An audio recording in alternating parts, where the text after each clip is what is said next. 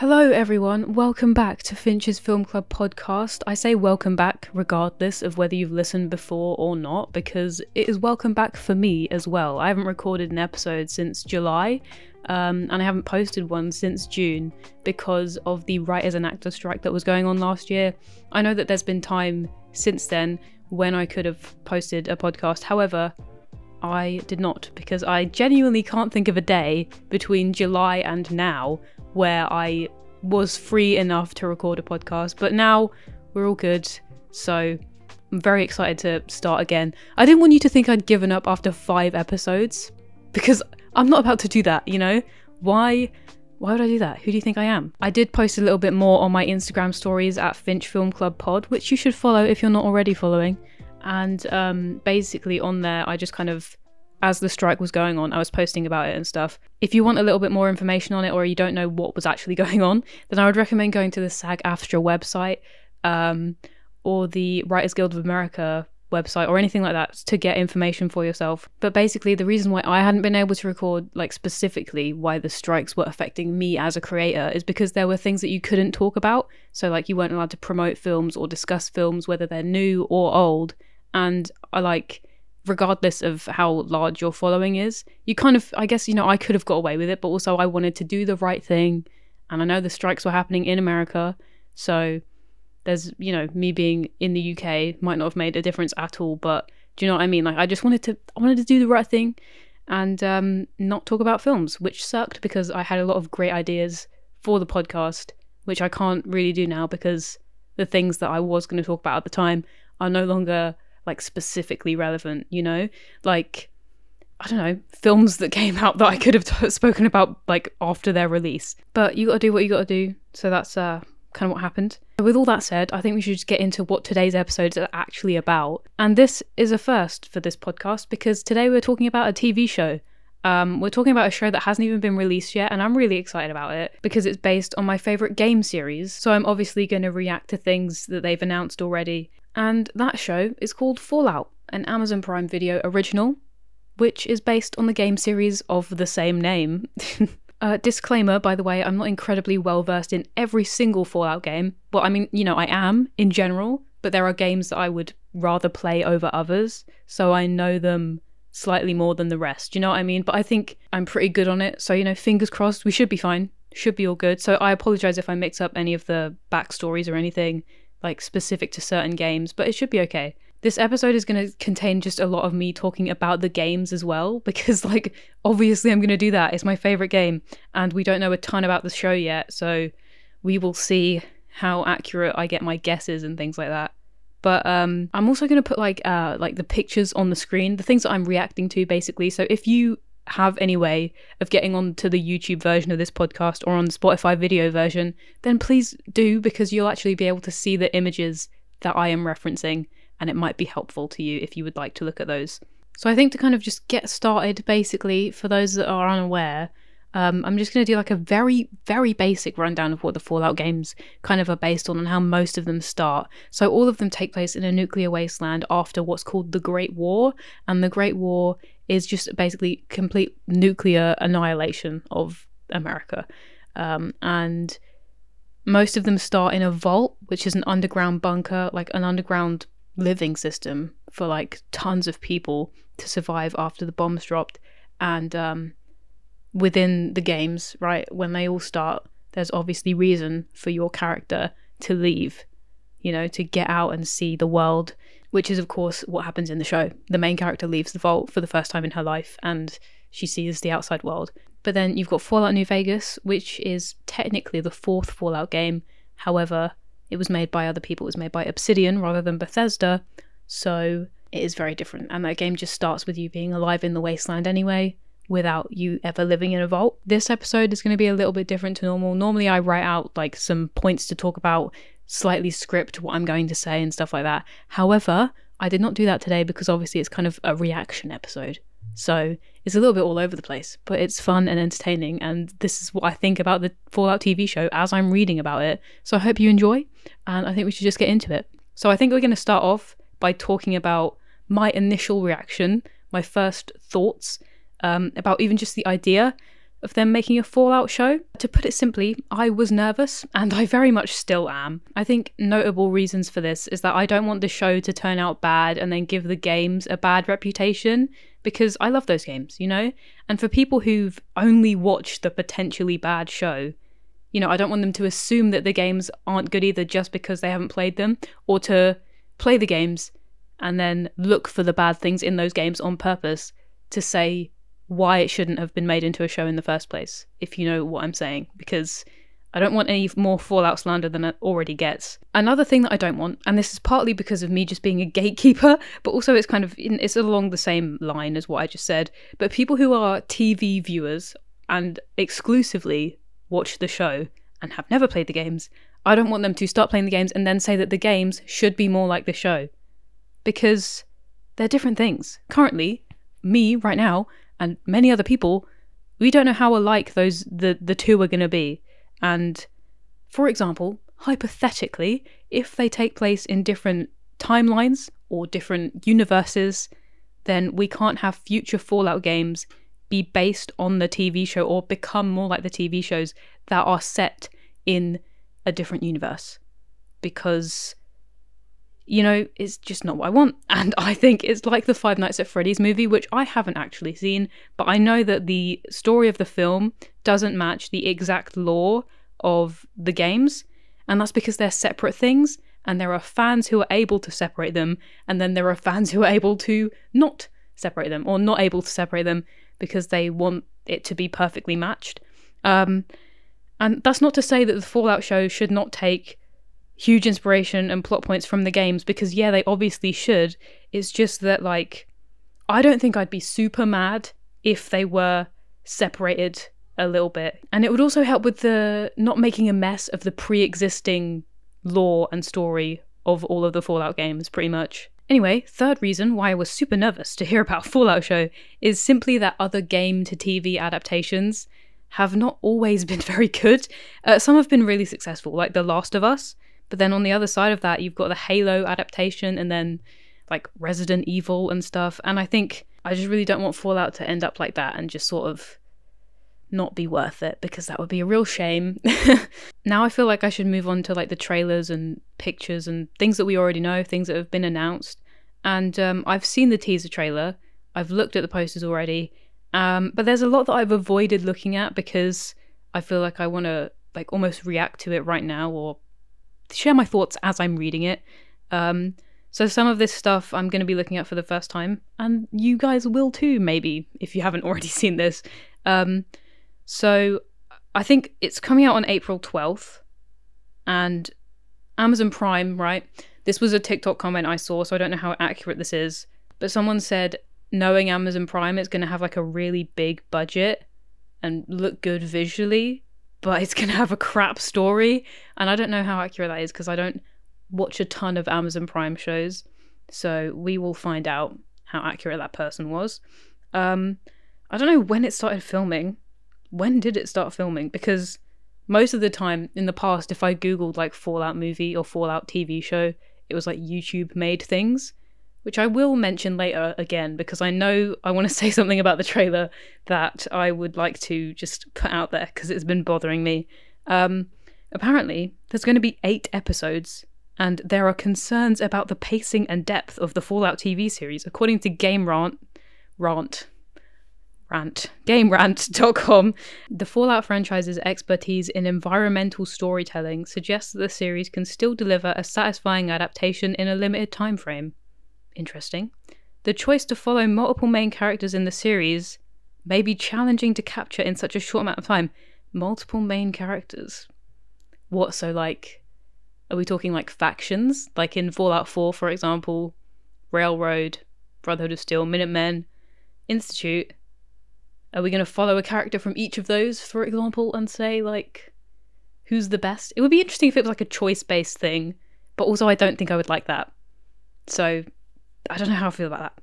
Which I've literally just made that up. I've just made that up, but we're thinking too hard. As it stands, the Fallout TV series will have a lot of ground to cover in a seemingly short amount of time.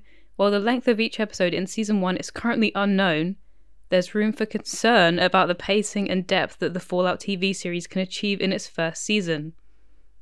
Oh, I'm gonna be so mad. I'm gonna be so mad if they do this, like, full season, and it does go in depth, and then they cancel it. But that happens to a lot of good TV shows, so we'll have to see. There's something on here about Fallout TV series recent praise.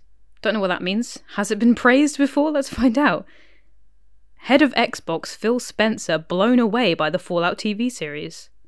Oh, and it's based in Los Angeles as well. I forgot to mention that. I don't know why I would have mentioned it by now because it wasn't relevant at any point until right now. But it is based in Los Angeles, which is interesting. The Fallout TV show's trailer impressed the CEO of Microsoft Gaming. So that's not the show then, you liar. It's the fucking trailer. Okay.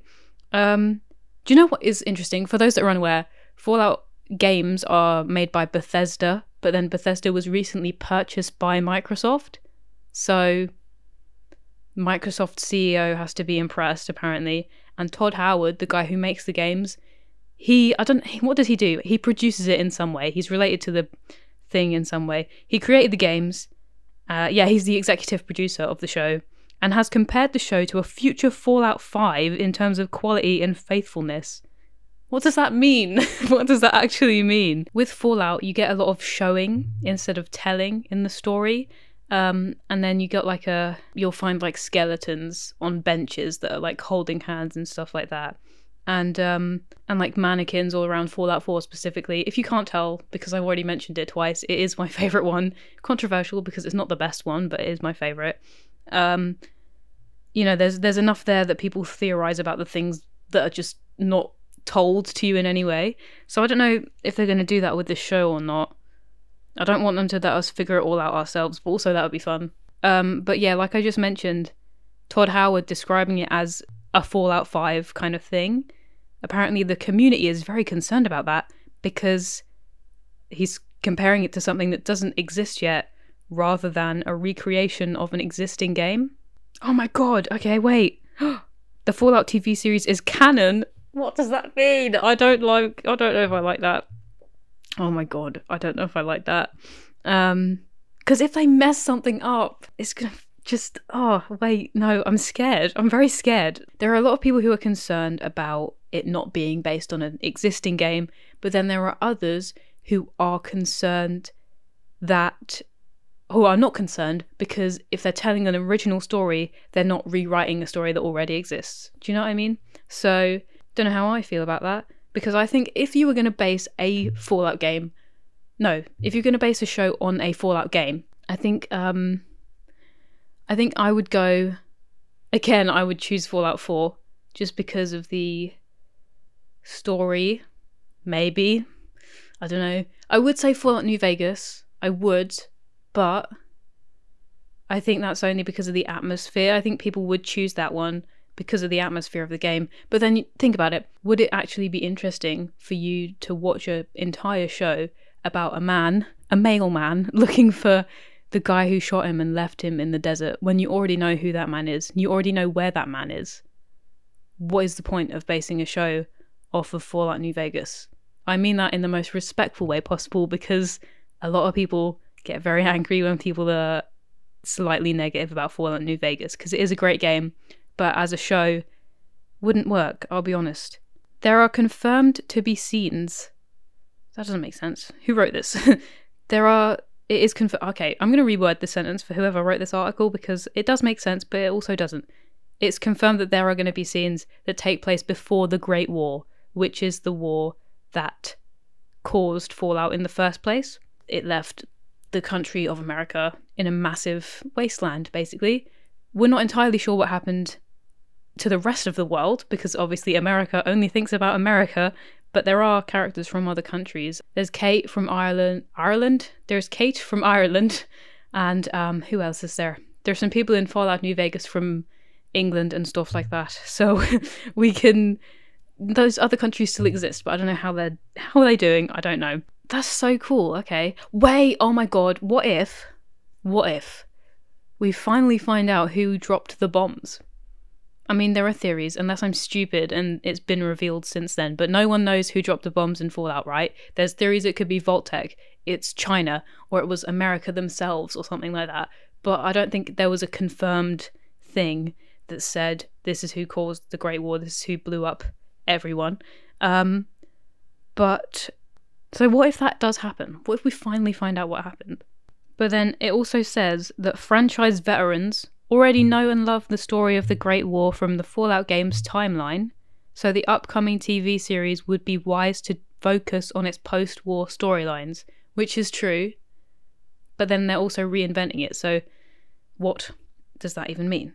I've just had a bit of a jump scare on this article because it came up with the pictures, the posters for the ghoul. I don't know, let me put it on the screen right now. This is the ghoul from the TV show. This is what the ghouls look like in the games. We'll go back from Fallout 4. Fallout 4 ghouls, very different from what they used to look like. People say that they should bring back the old style, which is this. So Fallout New Vegas and Fallout 3 had ghouls that look like this.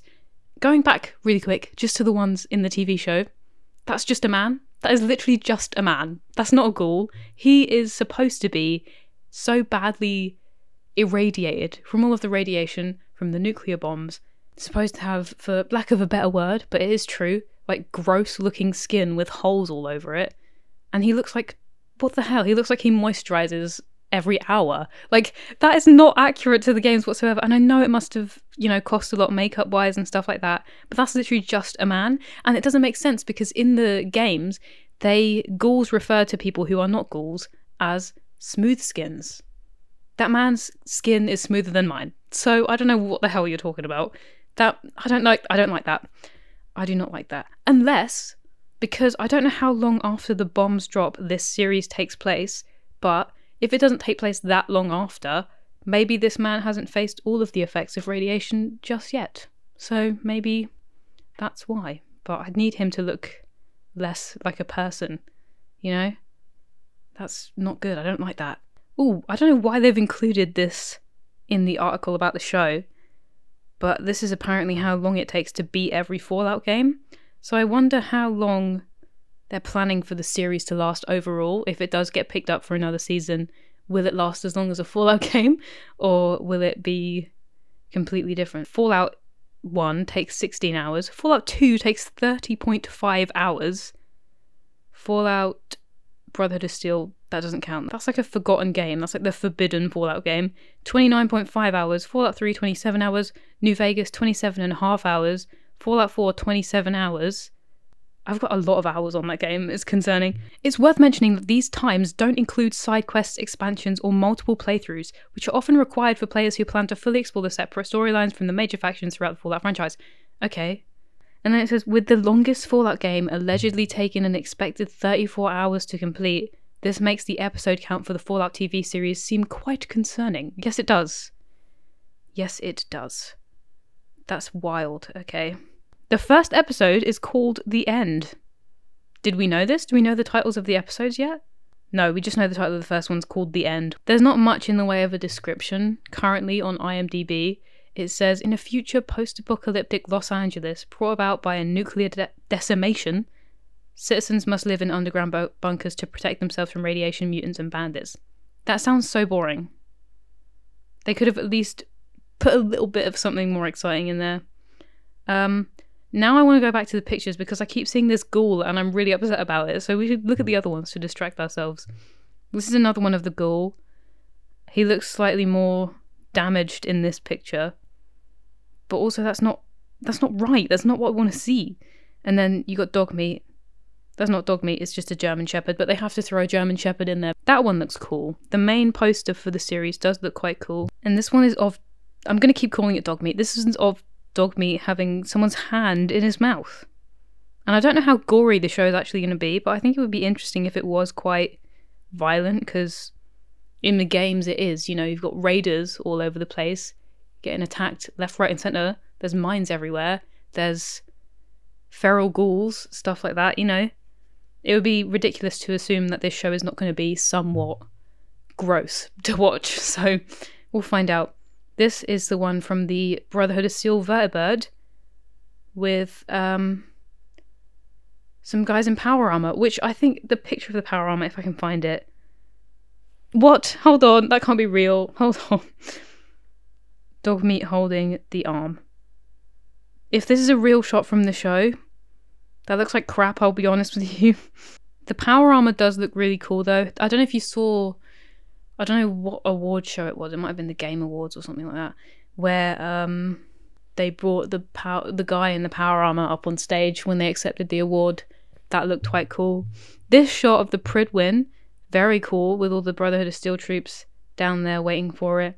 I mean, I wonder how they're going to portray the like different factions and stuff. I'm assuming that in this particular story, the Institute doesn't exist, but then it might, because Synths, or the Synthetic Man, or whatever the quest was called in Fallout 3, they existed in Fallout 3, but the Institute wasn't like canon, I suppose you could say. It wasn't like known that that was what it was, so I don't know if it will have been established at this point in the show. These guys looking happy in their vault, that does look quite cool. I feel like that is you know, if you've ever played Fallout 4, because I'm not going to stop talking about that game, if you've ever played Fallout 4, you might know that the storyline starts with the classic "War Never Changes" monologue, which I swear to God, if they don't say "War Never Changes" at least one time, that'll be a waste of my time. I'm not going to watch it again if they don't say "War Never Changes."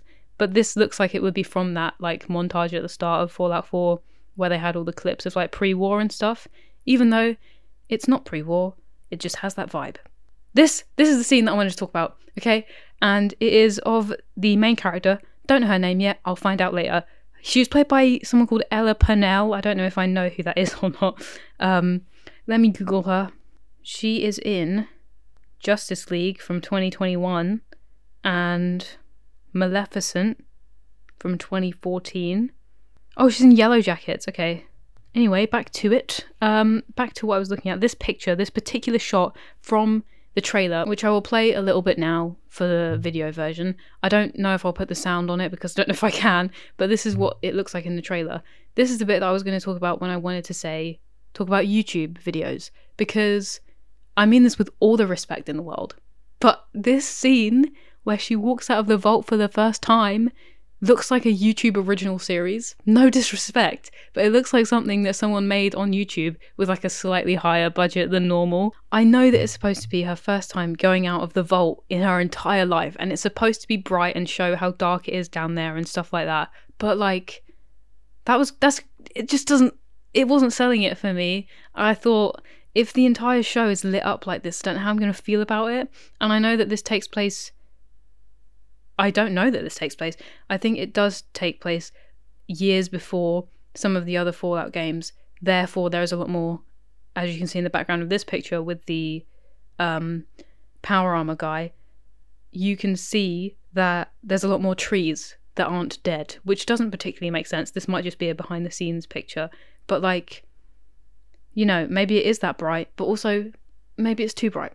It needs to be a bit more miserable because she's going out into a nuclear wasteland. Don't you think that plants are going to be dead?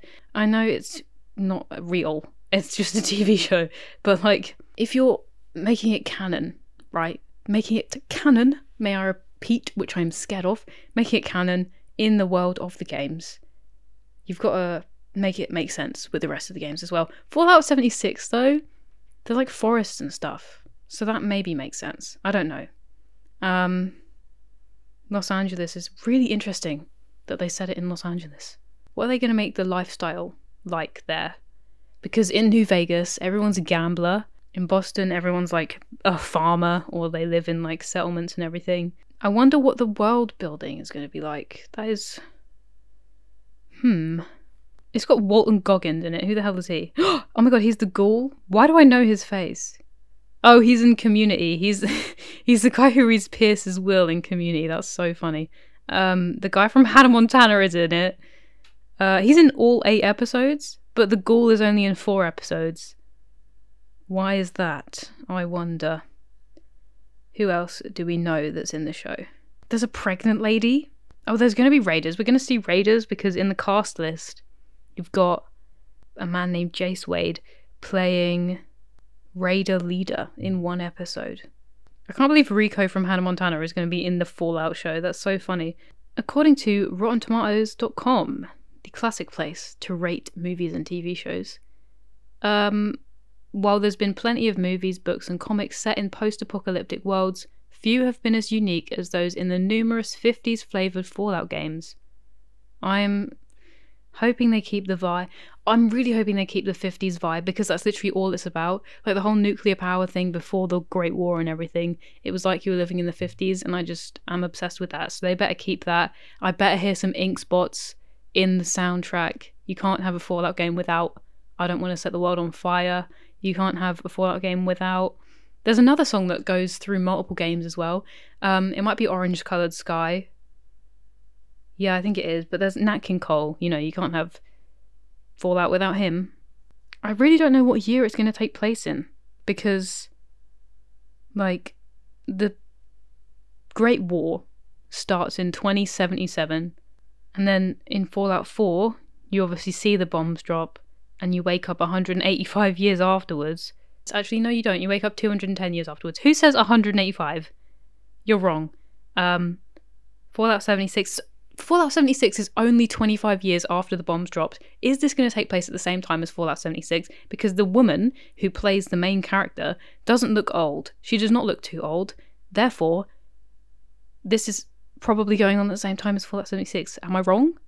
Hello, just to interject, I just wanted to clarify that when I said the woman looks young enough for the series to take place at the same time as Fallout 76, I meant in the sense that there's still forests and greenery around at this time. When I'd just seen the pictures of behind the scenes with the Brotherhood of Steel guy and everything, with the literal green trees in the background, I was combining that fact with the fact that the main character is young, and therefore the show, in my mind at this point in the podcast, could have taken place at the same time as Fallout 76. So I hope you know what I mean.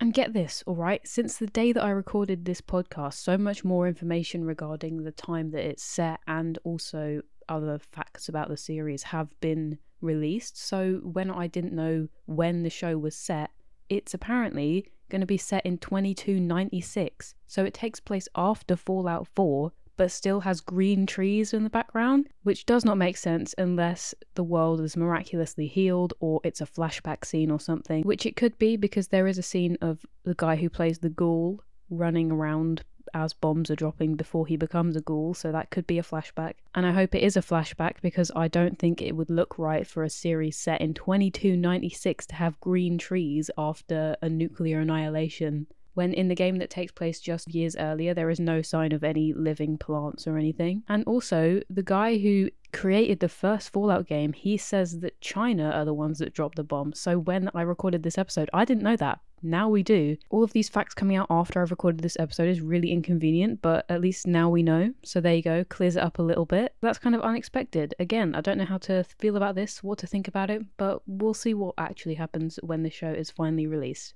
And also, I'm really sorry about the weird little, like, popping noises that keep happening. My mic wire was sitting really weirdly in this setup and I kept accidentally hitting it, so you'll have to kind of ignore that. I promise that won't be here next time.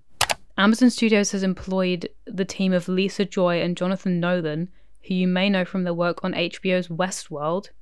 The two will be writing and executive producing the series through the company Kilter Films, the same roles they had on Westworld. And apparently Nolan directed the first 3 episodes of the show. The writing staff of the Fallout show also includes someone who co-wrote Captain Marvel. In a joint statement by Joy and Nolan issued when they announced the show, they said Fallout is one of the greatest game series of all time. Correct. Correct. Each chapter of this insanely imaginative story has cost us countless hours we could have spent with family and friends, aka we wish we were with them because this show is bad. That's what it sounds like he's trying to say. So we're incredibly excited to partner with Todd Howard and the rest of the brilliant lunatics at Bethesda to bring this massive, subversive and darkly funny universe to life with Amazon Studios. I've just found more about the plot, okay? Ella Purnell plays Lucy, an optimistic vault dweller with an all-American can-do spirit. Her peaceful and idealistic nature is tested when people harm her loved ones. Well, obviously. That's how every Fallout game starts. Aaron Moten plays Maximus, a young soldier who hides his tragic past as he serves in the Brotherhood of Steel. He believes in the nobility of the Brotherhood's mission to bring law and order to the wasteland and will do anything to further their goals. Walton Goggins plays the Ghoul. Does he not have a name? That's boring. The pragmatic, ruthless Ghoul survives the wasteland as a bounty hunter, hiding a mysterious past. We also know Kyle MacLachlan plays Overseer Hank. Hank is the overseer of Vault 33, and Lucy's father eager to change the world for the better. And then it says, but the real question for fans of the games is whether or not they'll get Ron Perlman, who's been the narrator in nearly every Fallout game going back to the 1997 original, to welcome people to the series, or maybe even every episode, with his iconic opening line, War. War never changes. Fallout is slated to premiere on Prime Video on Friday, April 12th. Which is, what? That's not fair. Which is probably a year, maybe even 2, before we'll see the next game, Fallout 5, about which we know even less. And I don't want, once again, the show to influence the way that the next game is made. But it definitely will, now that we know that it's canon. But, like, I don't want the next game to be based on the show. This is actually kind of stressing me out, I'm not going to lie. Like, Fallout is a very special game. And I think a show, you've got to do it right. You can't mess up, because you messed up enough with Fallout 76. I mean, it's better than it was, but no one wanted that game to be the way that it is. And I think that if you go into Fallout, the TV show, which clearly, you know, you would have had talks about something like that during the time that you were making Fallout 76, because TV shows like this, they take a long time to go from like idea to processing that idea and then producing it. I mean, I don't want I don't know. I don't want to be let down, but I feel like we will be. So I'm not going to get my hopes too high, because I don't know. I just don't know. There's also like a lot that you need to keep from the game series to be able to make a good, like something that actually aligns with Fallout. If you say it's canon, it's got to make sense with the rest of the Fallout games. I know I've said that already, but like you heard me say a minute ago, like it was described as darkly funny or whatever. It's got to be funny because it is a funny game, but yeah, it's got to have the same Fallout sense of humor. It can't be forced, I think, because that just really takes you out of it. And then I feel like you've got to also rely on some of the inspirations that the games had from other productions. Like I spoke about this in the first episode of the podcast with Evie.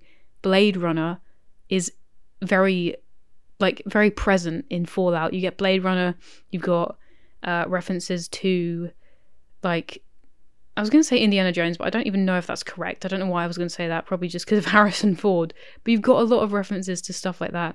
Ridley Scott movies, they play some sort of role in the inspiration for Fallout, because in Fallout 4 you've got Takahashi, the noodle robot, and his only line is the one line that was said by the noodle vendor in Blade Runner. You've got that gun from Fallout New Vegas, which is the same as Rick Deckard's gun from Blade Runner. Are we going to be seeing any Blade Runner references, any Blade Runner like similarities in the show? And are we going to see the mysterious stranger? Oh my god, I need to see the mysterious stranger. You've also got like things like Nick Valentine and stuff, which clearly takes inspiration from Rick Deckard, again from Blade Runner.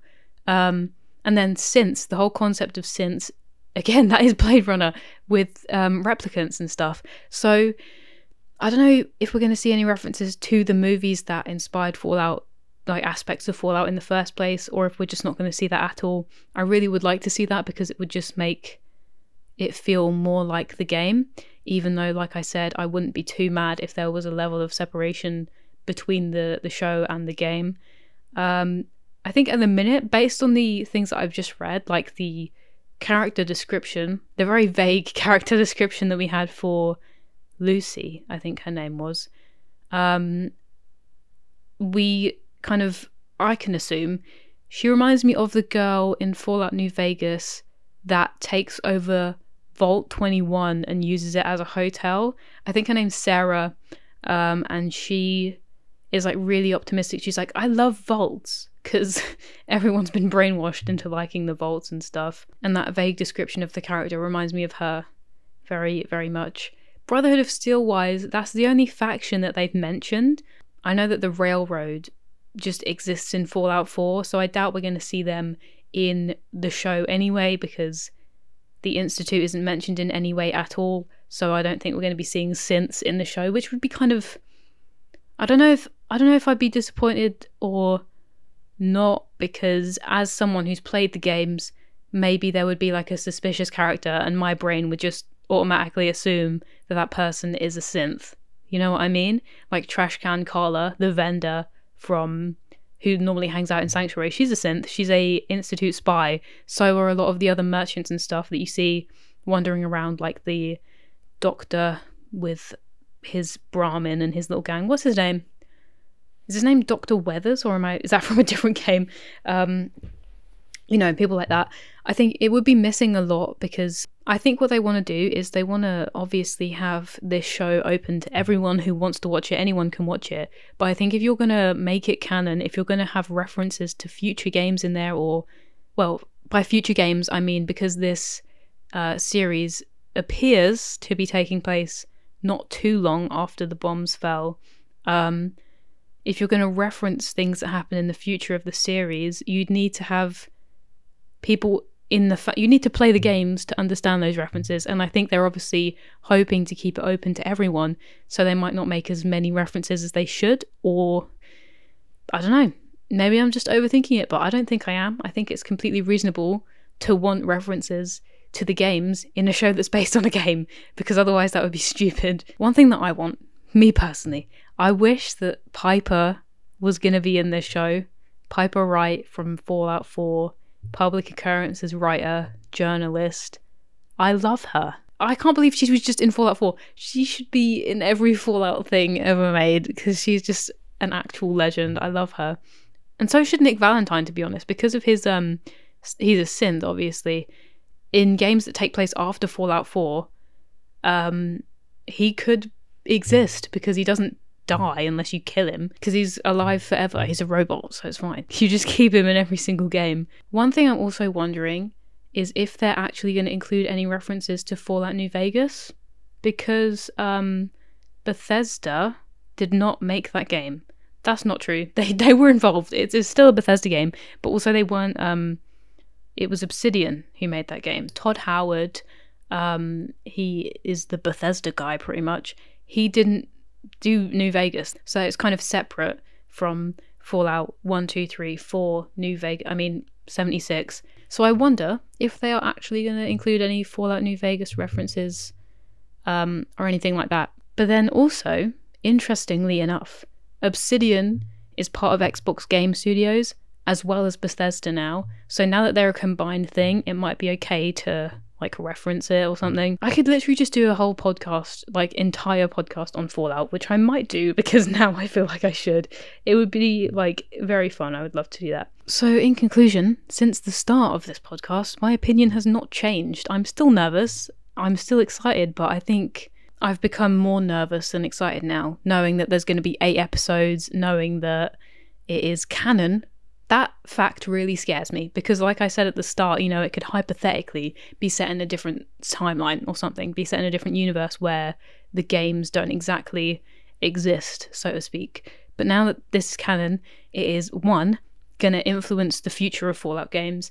2, I don't know, it might make some references to things that technically haven't happened yet in the Fallout universe at the time of the show, but it might give us explanations to things that we don't have explanations for yet in the games. But also I'm just scared that if they mess it up, it's going to mess with the pre-existing lore of the games, like I already said, and I don't know what to think about that. And when these episodes do eventually come out, I'm obviously going to make a podcast about them because I'm going to compare what I've thought, or maybe I should write down some theories or stuff like that, but because we have such a little amount of information, I can't really do that right now.